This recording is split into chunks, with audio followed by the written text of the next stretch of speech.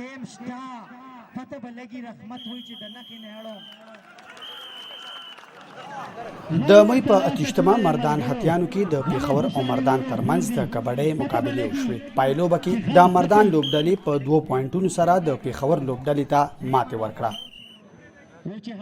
دا مقابله د مردان په هتیانو کې په لومړي ځل د خیبر پښتونخوا د کبډۍ اسوسییشن او ځایي لوبغاړو په مرسته راجوړ کړې شوې وې چې پکې د ځایي لوبغاړو په شمول نړیوال او د افغانستان لوبغاړي هم شامل وو.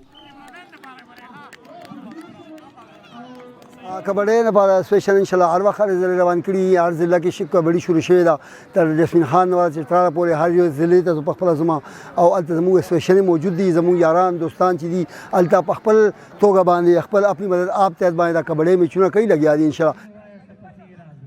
د کبډۍ لوبې لپاره د لرې ځایونو کتونکي ورغلي وو.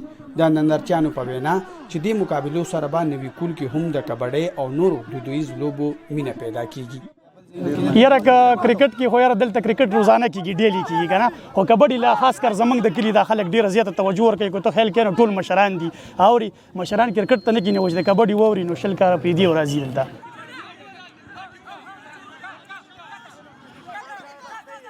د پایلوبې په لومړۍ نیمایي کې د پیښور لوبډلې د مردان لوبډلې په خلاف د 14 په مقابله کې 18 پوینټونه کړي خو د مردان لوبډلې په دویمه نیمایي کې د 18 په مقابله کې 40 پوینټونو سره وګټله. عظمت علي شاه، مشال ریډیو، مردان.